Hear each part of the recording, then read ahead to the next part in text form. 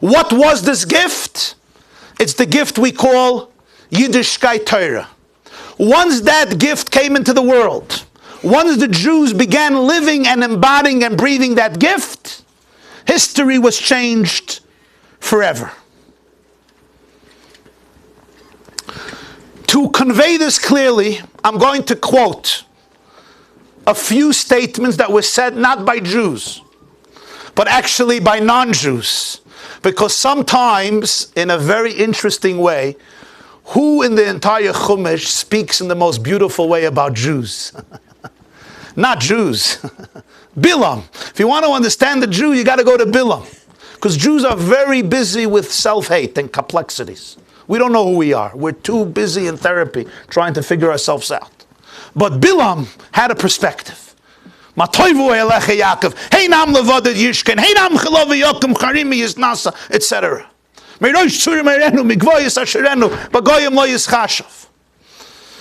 One of the greatest writers of all time was the Russian writer Leo Tolstoy. Tolstoy writes, I quote, verbatim in translation from Russian. What is a Jew? Let us see what kind of peculiar creature the Jew is. All the rulers and all the nations have separately abused and molested, oppressed and persecuted, trampled and butchered, burnt and hanged. And in spite of all of this, he's alive. What is a Jew who has never allowed himself to be led astray by all of the earthly possessions, which his oppressors and persecutors constantly offered in order that he should change his faith and forsake his own Jewish religion? The Jew is that sacred being who has brought down from heaven the everlasting fire and has illuminated with it the entire world. He is the religious source, spring and fountain of which all the rest of the peoples have drawn their beliefs and their religions. The Jew is the pioneer of liberty, even in those olden days when the people were divided into two distinct classes, slaves and masters. Even so long ago, had a law of Moses prohibited the practice of keeping a person in bondage for more than 6 years. The Jew is the pioneer of civilization.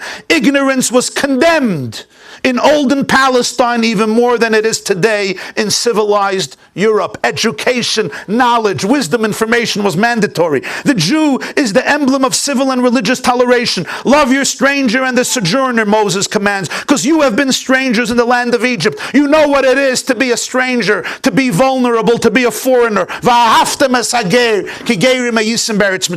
And this was said in those remote and savage times when the principal ambition of the races and nations consisted in crushing and enslaving one another. The Jew is the emblem of eternity. He whom neither slaughter or torture for thousands of years can destroy. He who neither fire nor sword nor inquisition was able to wipe off the face of the earth. He who was the first to produce the oracles of God. He who has been for so long the guardian of prophecy, who transmitted it to the rest of the world. Such a nation cannot be destroyed. The Jew is as everlasting as eternity itself. Leo Tolstoy, contemporary historian, non-Jew, Christian, Paul Johnson, in the history of the Jews. All the great conceptual discoveries of the intellect seem obvious and inescapable once they have been revealed. But it requires a special genius to formulate them for the first time. The Jew has this gift.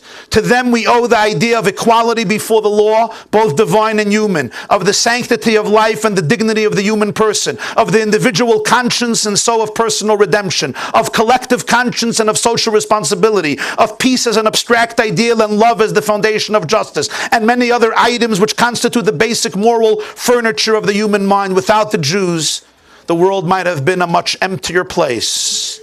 American president, the President of the United States of America, John Adams, 19th century American president.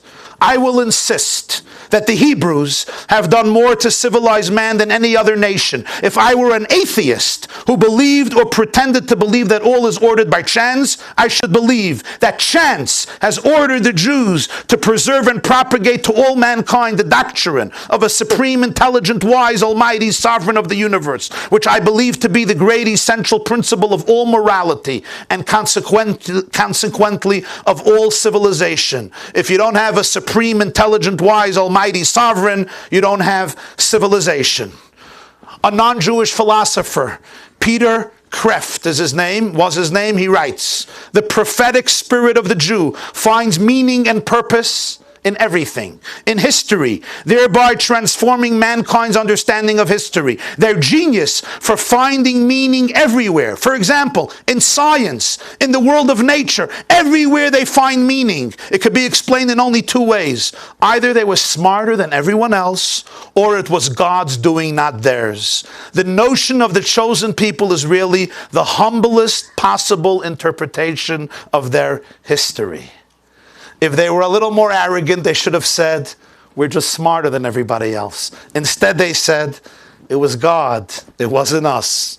He just chose us. It's not even us. We're just conduit. This is the humblest possible interpretation of their incredible, incredible story. There was an Irish Catholic, his name is Thomas Cohill, and he wrote a bestseller a few years ago, The Gifts of the Jews. He says this, no Jew could say this, but Thomas Cohill says this. The Jew gave us the outside and the inside, our outlook and our inner life. We can hardly get up in the morning or cross the street without being Jewish. We dream Jewish dreams and hope Jewish hopes. Most of our best words, in fact, new, adventure, surprise, unique, individual, person, vocation, time, history, future, freedom, progress, spirit, faith, hope, justice are the gifts of the Jews. The West's most deeply held beliefs about life, human nature, God, and justice are owed to the ancient Israelites. The Hebrews developed a whole new way of experiencing reality. It may be said with some justice that theirs is the only new idea that human beings have ever had. If I would say this,